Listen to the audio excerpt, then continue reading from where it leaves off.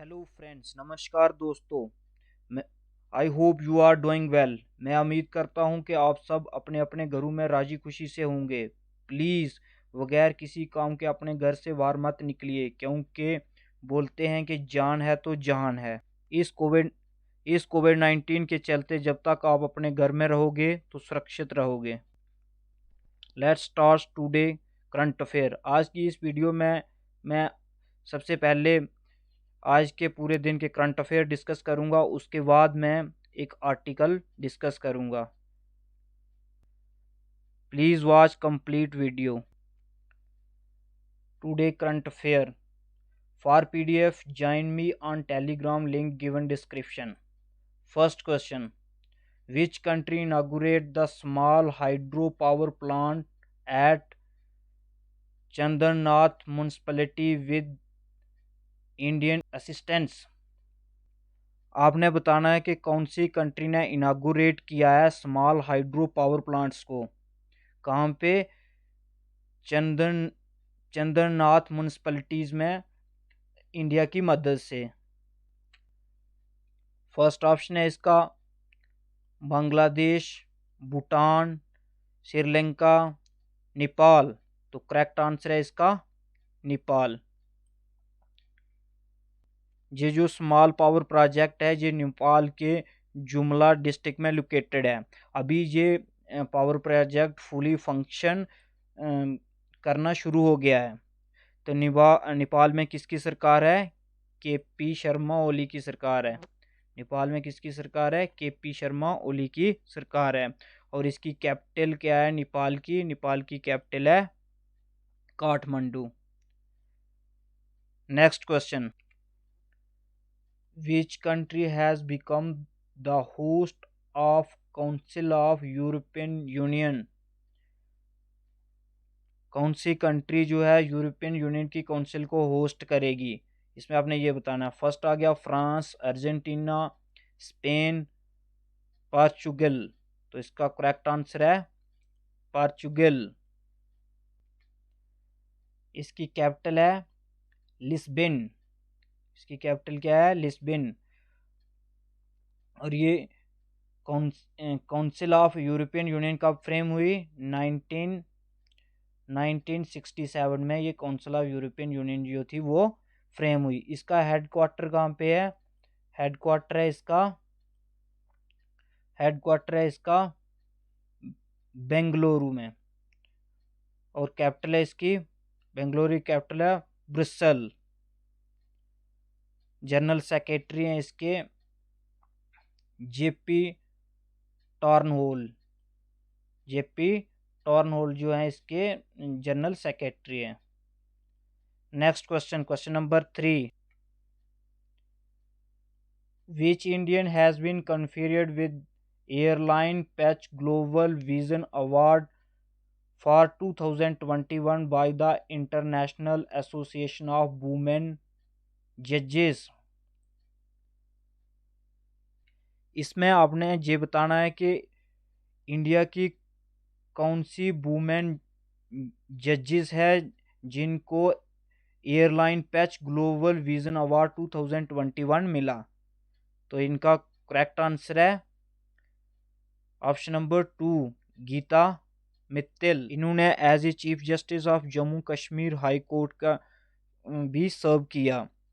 और ये airline patch global vision जो है ये कब शुरू हुआ था, कब बना ये? 1991 में। और इसके हेडक्वार्टर कहाँ है?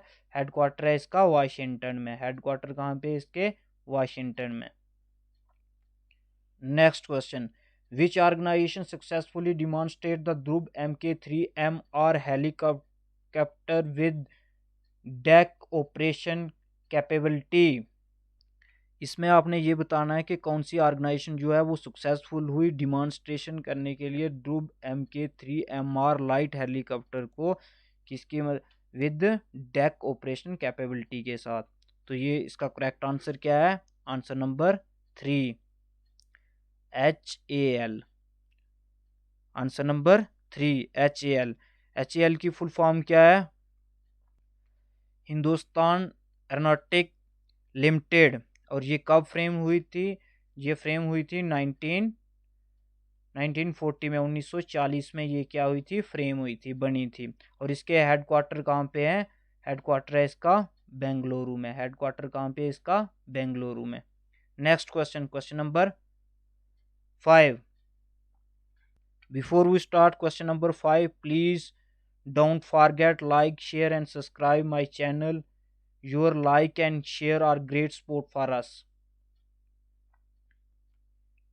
Which Indian wrestler has won gold in World Olympic qualifier at Sofia, Bulgaria?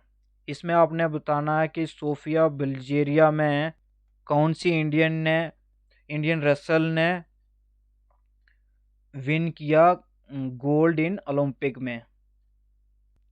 Correct answer है इसका साक्षी मलिक। करेक्ट आंसर है इसका साक्षी मलिक, ऑप्शन नंबर 4। और इन्होंने 50 केजी की कैटेगरी में गोल्ड जीता। 50 केजी की कैटेगरी में उन्होंने क्या जीता? गोल्ड जीता। और इन्होंने किसको डिफीट किया? इन्होंने डिफीट किया एना लुका साहिक को। इन्होंने किसको डिफीट किया? एना लुका साहिक को डिफीट किया। और ये जो थे वो पोलैंड के खिलाड़ी थे। 2-1 से इन्होंने इनको हराया। Next question, recently the chemo Rita Sherpa has created a new record, climbed empty Mount Everest which time? कौन सी बार उन्होंने माउंट एवरेस्ट चढ़ के एक नया रिकॉर्ड कायम कर दिया है? तो अब कौन सी बार उन्होंने माउंट एवरेस्ट को चढ़ा है? तो ये आंसर है इसका 25वीं बार अब इन्होंने क्या किया? माउंट एवरेस्ट की चढ़ाई को चढ़ा।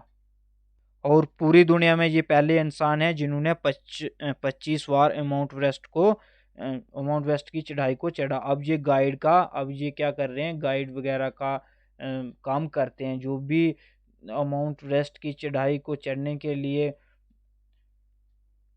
वहाँ पे आते हैं तो उनको ये क्या करते हैं? एक गाइडेंस प्रोवाइड करते हैं। और ये जो हैं ये कहाँ से बिलोंग करते हैं? ये नेपाल से बिलोंग करते हैं। ये नेपाल से बिलोंग करते हैं। और इनकी एज जो है, एज कितनी है इनकी एज है 51 ईयर। 51 ईयर जो है इनकी एज है।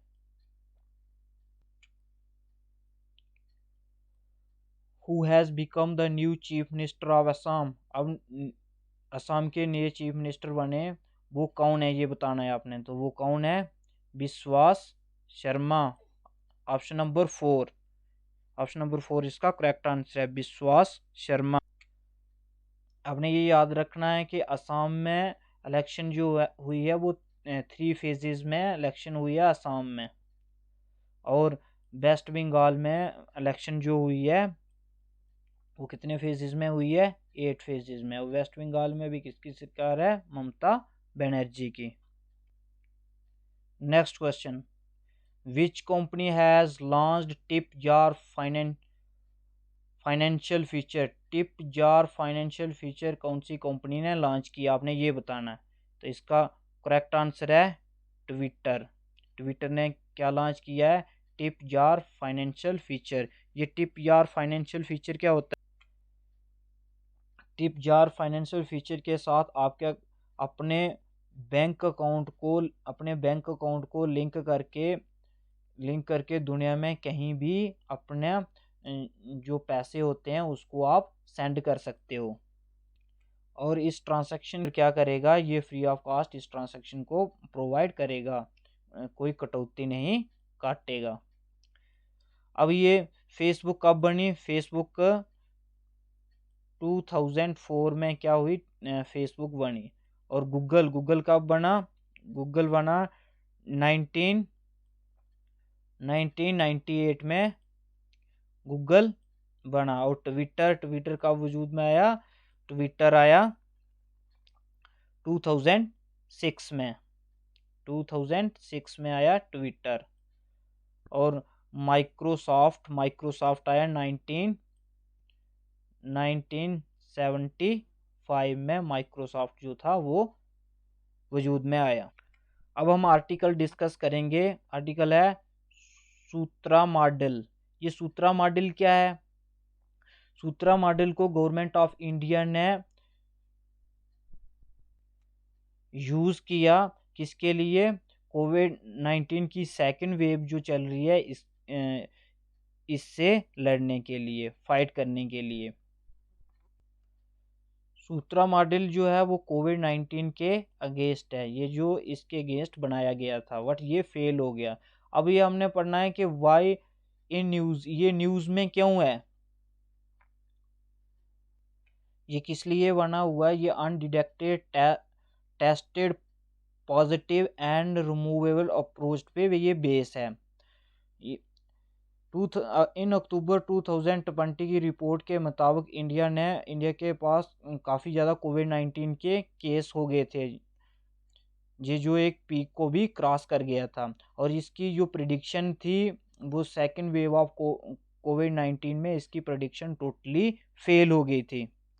एक्चुअली ये सूत्रा है क्या है? ये नेशनल कोविड-19 एक कमेटी बनाई गई थी जिसमें क्या किया जाता था कि शॉर्ट और लॉन्ग टाइम जो कोविड-19 के केसेस जो फैल रहे थे उसको चेक किया जाता था, और उसके लिए एक ऐसी तरतीब बनाई जा रही थी कि जिससे जिससे ये साबित किया जाए कि कैसे ये इस डेंजरस डिजीज से अपने आप को बचाया जाए, इस डेंजरस वायरस से अपने आप को बचाया जाए। लेकिन ये कमेटी पूरी तरह फेल होगी। इसने एक्सेप्ट कर लिया कि ये क्या होगी, फेल हो गई है, कि क्या एग्जैक्ट नेचर है कोविड-19 सेकेंड वेव ऑफ कोविड-19 का इस कंट्री में। और ये जो कमेटी थी 3 साइंटिस्ट पे बेस्ड थी। उन साइंटिस्ट के नाम हैं, फर्स्ट आ गया Mahendra Agrawal, professor of IIT Kanpur, और Madhuri Kanitkar, deputy chief minister integrated defence staff, and M Vidyasagar, professor of IIT Hyderabad. इन who work on this model, इन लोगों ने इस मॉडल्स पे क्या किया, काम किया। सूत्रा रीजन फॉर मिसकैलकुलेशन, इस मिसकैलकुलेशन का क्या कारण था?